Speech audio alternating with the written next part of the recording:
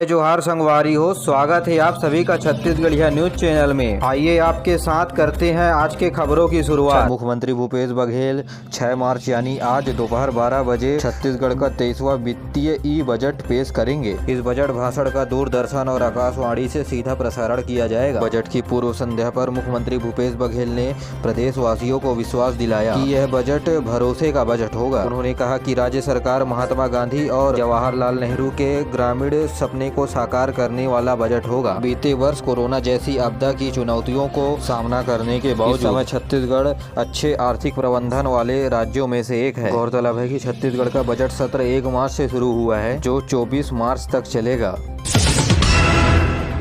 छत्तीसगढ़ में आगामी विधानसभा चुनाव के लिए विभिन्न पार्टियों ने राजनीतिक रूप से अपनी सक्रियता बढ़ा दी है। इसी कड़ी में आम आदमी पार्टी ने भी रायपुर में एक सभा का आयोजन किया। इस पार्टी को संबोधित करते हुए आम आदमी पार्टी और दिल्ली के मुख्यमंत्री अरविंद केजरीवाल ने कहा कि छत्तीसगढ़ संसाधन के मामले में बहुत समृद्ध है, लेकिन यहाँ के लोग गरीब हैं। उन्होंने कहा कि आगामी चुनाव में अगर आम आदमी पार्टी को मौका दिया गया तो यहाँ के गरीब लोगों को समृद्ध बनाएगी। उन्होंने हसदेव क्षेत्र पर कहा कि आम आदमी पार्टी की सरकार वन का अधिकार वहां के स्थानीय लोगों को देगी। अरविंद केजरीवाल ने दावा किया कि आगामी चुनाव में सीधा कांग्रेस और आम आदमी पार्टी के बीच चुनाव होगा। मुख्यमंत्री भूपेश बघेल ने कहा है कि राज्य के पात्र हितग्राहियों को पक्के आवास मुहैया कराने के लिए राज्य सरकार प्रतिबद्ध है। उन्होंने कहा कि यदि केंद्र सरकार पात्र हितग्राहियों के आवासों का सर्वे नहीं कराती है तो राज्य सरकार 1 अप्रैल से 30 जून के बीच आगामी दिनों में पात्र हितग्राहियों के लिए आवास हेतु सर्वे कराएगी। मुख्यमंत्री भूपेश बघेल ने राज्यपाल के भाषण में कृतज्ञता जाहिर करते हुए कहा कि राज्य सरकार आवास के कामों को भी पूरा करेगी। मुख्यमंत्री भूपेश बघेल ने कहा है कि महिलाओं को छोटे उद्योग और काम हेतु सब्सिडी देने की पहल की जाएगी ताकि महिलाएं आर्थिक रूप से सशक्त हो सकें। मुख्यमंत्री राज्य स्तरीय रायपुर में महिला सम्मेलन को संबोधित कर रहे थे। उन्होंने कहा कि राज्य सरकार महिलाओं को हर क्षेत्र में आगे बढ़ने के लिए मदद कर रही है। श्री बघेल ने बताया कि महिला सशक्तिकरण के लिए राज्य सरकार ने ऐसी योजनाएं शुरू की जिससे महिलाओं के पास पैसा आए और उनका आत्मविश्वास बढ़े। राज्य सरकार ने 13 करोड़ रुपए के महिला समूहों का ऋण माफ किया है। ऋण सीमा में लोन की सीमा बढ़ाकर 14 लाख रुपए कर दिया गया है। प्रदेश के मेडिकल कॉलेज रायपुर एम्स का दीक्षांत समारोह आगामी 7 मार्च को आयोजित कराया जाएगा। दीक्षांत समारोह के मुख्य अतिथि केंद्रीय परिवार कल्याण राज्य मंत्री डॉक्टर भारती प्रवीण पवार होंगी। मौके पर सांसद अरुण साव, सुनील सोनी और दुर्ग सांसद सरोज पांडे मुख्य अतिथि के रूप में मौजूद होंगे। एम्स के director doctor M Nitin Nagarkar ने आज इस दीक्षांत समारोह में मेडिकल नर्सिंग समेत 850 छात्रों को डिग्री प्रदान की। साथ ही 10 मेधावी विद्यार्थियों को स्वर्ण पदक भी प्रदान किया जाएगा।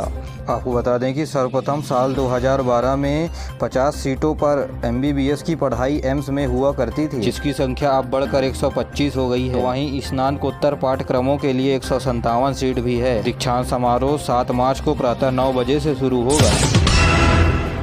विभिन्न गाड़ियों का 6 माह के लिए ठहराव की सुविधा उपलब्ध कराई जा रही है। दक्षिण पूर्व मध्य रेलवे के द्वारा आने वाले 7 स्टेशनों में टाटानगर इतवारी एक्सप्रेस का अकलतरा, हीराकुंड एक्सप्रेस का बुढ़ार, सतरागाछी जबलपुर का बुढ़ार में, इसी तरह नर्मदा एक्सप्रेस का घुटकू, दुर्ग अंबिकापुर दुर्ग एक्सप्रेस का करगी रोड, भोपाल दुर्ग अमरकंटक एक्सप्रेस का खोडरी में ठहराव होगा। जबकि छत्तीसगढ़ एक्सप्रेस की ठहराव की सुविधा बिल्हा में दी गई है।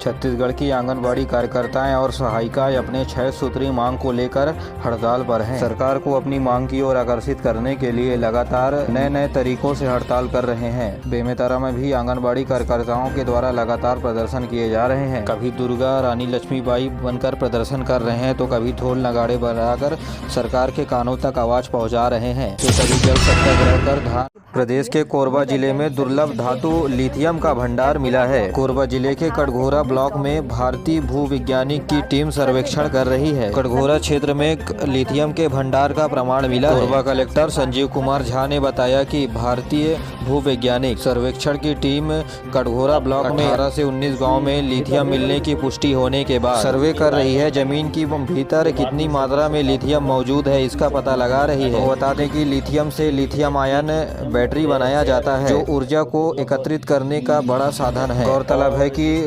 भारत के जम्मू कश्मीर में लिथियम का बड़ा भंडार मिलने के बाद अब छत्तीसगढ़ के कोरबा जिले में लिथियम के भंडार होने के प्रमाण मिले हैं। आंगनबाड़ी केंद्रों में रिक्त पदों की भर्ती के लिए आवेदन आमंत्रित किया गया है। एकीकृत बाल विकास परियोजना नवागढ़ के अंतर्गत पंचायतवार आंगनबाड़ी कार्यकर्ताओं और सहायकों के सिर्फ 7 पदों की भर्ती के लिए आवेदन 16 मार्च तक आमंत्रित किया गया है। आवेदन पत्र कार्यालयीन दिवस पर 10 बजे से शाम 5 बजे तक पंजीकृत डाक सेवा से भेज सकते हैं। एकलव्य आवासीय विद्यालय में परीक्षा 23 अप्रैल को, आवेदन 20 मार्च तक कर सकेंगे छात्र। सूरजपुर के आदिम जाति अनुसूचित जाति विभाग के द्वारा छत्तीसगढ़ राज्य स्तरीय कल्याण आवासीय विद्यालय के लिए सत्र 2023-24 हेतु 6वीं में प्रवेश हेतु विद्यार्थियों के लिए प्रवेश परीक्षा का आयोजन किया जा रहा है। इच्छुक अभ्यर्थी सूरजपुर के आवासीय विद्यालय में www.eklavya.cg.nic.in पर जाकर 20 मार्च 2023 तक आवेदन कर सकते हैं। छत्तीसगढ़ विधानसभा में बजट सत्र के दूसरे दिन आज करीब 4143 करोड़ रुपए का चालू वित्तीय वर्ष में इस पंचवर्षीय का तीसरा अनुपूरक बजट पेश कर दिया गया। इस अनुपूरक बजट में पेयजल, सड़क, स्वास्थ्य, भूजल संरक्षण, आजीविका, पेयजल एवं कस्टम मिलिंग सहित विभिन्न मदों में इस बजट को मिलाकर चालू वित्तीय वर्ष में मुख्य बजट का आकार 1,15,000 करोड़ रुपए कर दिया गया है। मुख्यमंत्री भूपेश बघेल ने तृतीय अनुपूरक बजट की जानकारी देते हुए बताया कि 24 लाख परिवारों को घरेलू नल कनेक्शन देने के लिए 900 करोड़ रुपए का अतिरिक्त प्रावधान किया गया है। वहीं मछली पालकों को निःशुल्क पंप देने, विद्युत के लिए बिजली बिल माफ करने, जीवन ज्योति योजना के लिए 341 करोड़ रुपए का अतिरिक्त प्रावधान किया गया है। इसके अलावा प्रधानमंत्री ग्राम सड़क योजना के तहत निर्माणाधीन सड़कों के लिए 321 करोड़ रुपए, राष्ट्रीय स्वास्थ्य मिशन योजना के लिए 250 करोड़ रुपए का प्रावधान किया गया है। मुख्यमंत्री ने कहा कि अनुपूरक बजट में प्रधानमंत्री आवास योजना ग्रामीण के लिए 116 करोड़ रुपए का प्रावधान किया गया है। वहीं राष्ट्रीय ग्रामीण आजीविका मिशन के लिए 60 करोड़ 59 लाख रुपए का प्रावधान किया गया है।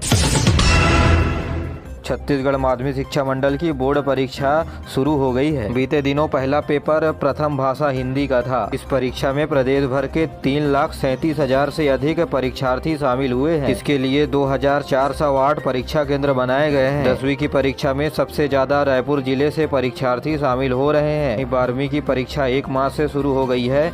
इन परीक्षाओं में नकल को रोकने के लिए उड़न दस्ता की टीम गठित की गई है, जो परीक्षा केंद्रों में जाकर लगातार निरीक्षण कर रहे हैं। भारतीय सेना में JCR और AO के पदों के लिए इन दिनों ऑनलाइन आवेदन चल रहे हैं। ये रजिस्ट्रेशन ज्वाइंट इंडियन आर्मी के वेबसाइट पर हो रहा है। रजिस्ट्रेशन करवाने की अंतिम तारीख आगामी 15 मार्च है। आपको बता दें कि भर्ती प्रक्रिया में वही उम्मीदवार शामिल हो सकेंगे जिन्होंने अपना रजिस्ट्रेशन करवा लिया है। रजिस्ट्रेशन करवाने वाले लोगों के पास आधार कार्ड और 10वीं का मार्कशीट होना जरूरी है। रजिस्ट्रेशन शुल्क के रूप में 500 रुपए का भुगतान होना है, जिसमें उम्मीदवार को केवल 250 रुपए देने होंगे। शेष राशि सेना द्वारा वहन किया जाएगा। भुगतान के बाद उम्मीदवार को रोल नंबर आवंटित कराया जाएगा। छत्तीसगढ़ के उम्मीदवारों के लिए बिलासपुर, दुर्ग, भिलाई और रायपुर कुल 4 जगहों पर ऑनलाइन परीक्षा आयोजित कराई जाएगी। ऑनलाइन परीक्षा में सफल अभ्यर्थियों को भर्ती रैली में शामिल होने का मौका मिलेगा, जहां उन्हें शारीरिक दक्षता और स्थिति के आधार पर उन्हें अंक दिए जाएंगे। अंतिम मेरिट लिस्ट CE और शारीरिक परीक्षा के अंक को मिलाकर तय किया जाएगा। सेना भर्ती कार्यालय